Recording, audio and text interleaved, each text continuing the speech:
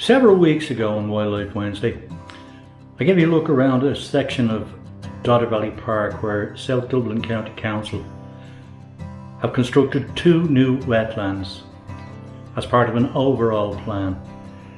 Now these wetlands are called Integrated Constructed Wetlands. I'm reading from their official website here. So what is an ICW? Well, an ICW is a system of cells which are like shallow ponds, 200 to 300 millimeters of water depth is typical. The cells are heavily planted with specific plants that treat water to take out nutrients and harmful impurities and discharge cleaner and purer water. Now that's basically what it's all about, but I think there are several more of them, but I just gave you a look at 2 of them in the section of Daugherty Park that's nearest to where I live. And I promised at the time that I would go back and have a look at a later stage when they began to develop. And with Collie Ennis, I went along about 10 days ago, and the result is today's Wildlife Wednesday. Before I let you see exactly what Collie and I saw, I just wanted to let you know that we will go back on a regular basis. We'll also talk to other people and get more information about the purpose of the wetlands, species that they hope to attract, and all the biodiversity information that anybody could possibly need about these wetlands. But this is an ongoing thing. So for today, let's take a look at the first 2 with Collie Ennis. We're here at Daugherty Park. This is one of the jewels in the crown of South Dublin County Council's new environmental policies. It's the wetlands. It's been purposely built to filter out all the polluted water from the housing estates that flows into the river.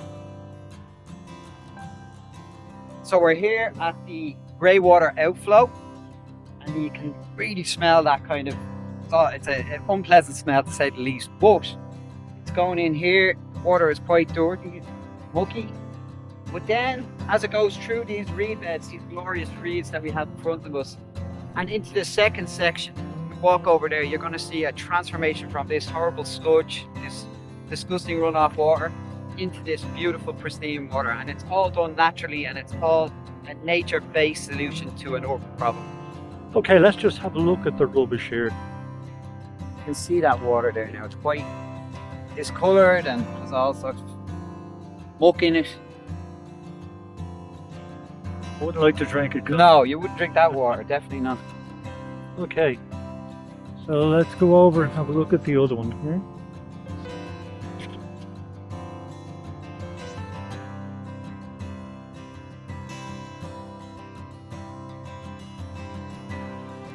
You can see here now, this water is crystal clear, fresh smelling. I'm not going to drink it, but you probably could. Loads of snails, loads of aquatic life, loads of tadpoles, invertebrates, and there's some drawing birds and mammals that can feed here on all these little creatures. And it's just beautiful looking as well. You can really see the reeds, they just really add to the park. And it's not even in full bloom, for want of a better word, at the moment, because we're only into spring. By the time it hits summer, there'll be lovely long reed beds that provide habitat for a multitude of creatures. So it's just, yeah, it's a brilliant example of a nature-based solution to a problem that was, you know, kind of plaguing the Dodder for a long time, and it really, really is good. And I cannot tip my cap enough to South Dublin County Council for doing it. It's a really, really good idea, and it's fantastic for the frogs.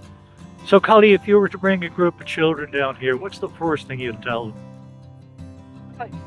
What's living in here, and point out why it's good and why it's important to have places like this. I think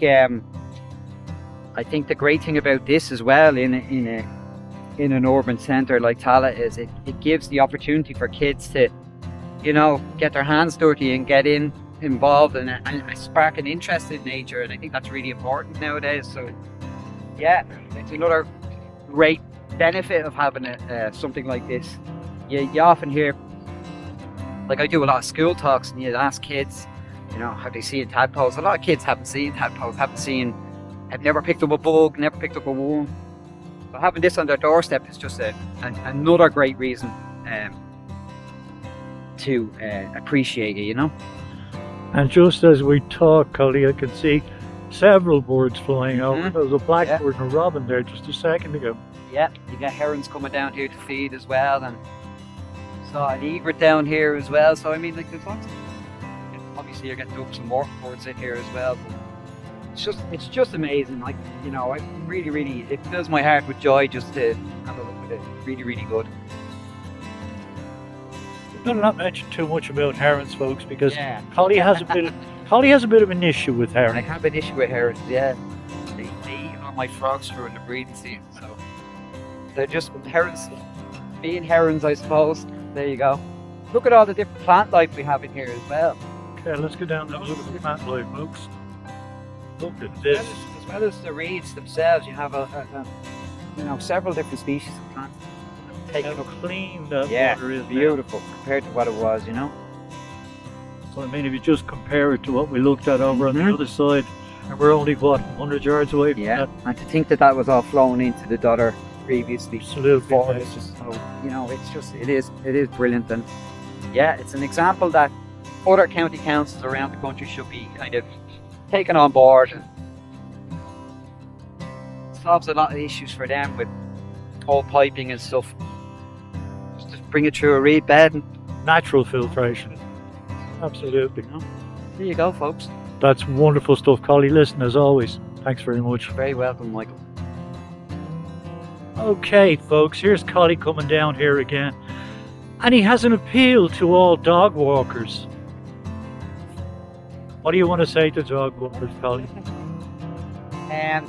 If you look at the pond here, we have nice the nice clean fresh water that we have here.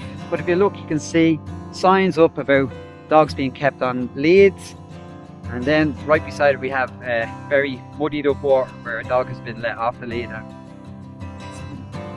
It can be frustrating, very frustrating as a conservationist, you know, when you see this, because if a multitude of dogs are running through ponds every day that are specifically designed for the wildlife, it can really upset the balance of it. So I would appeal to people, if they're dog owners, just to be aware of that, you know, running into ponds and rivers and stuff like that isn't great. Not only does it disturb the actual ecosystem and the balance and frighten off wildlife and kind of mess up their home. A lot of dogs will have, you know, insecticide on them from anti-tick or anti-flea treatments, and that of course will run off into water bodies and really mess things up as well. So yeah, if you have a pooch, keep it on the lead. And as you can see, folks, directly in front of Collie here, the council have erected a sign and asked dog walkers to please keep your pets out of the ponds to allow the plants to grow and treat the water. So, can't be any clearer than that. We've got to let Collie go, folks. He's got to collect his kids. Thanks, Collie. Very welcome, Michael.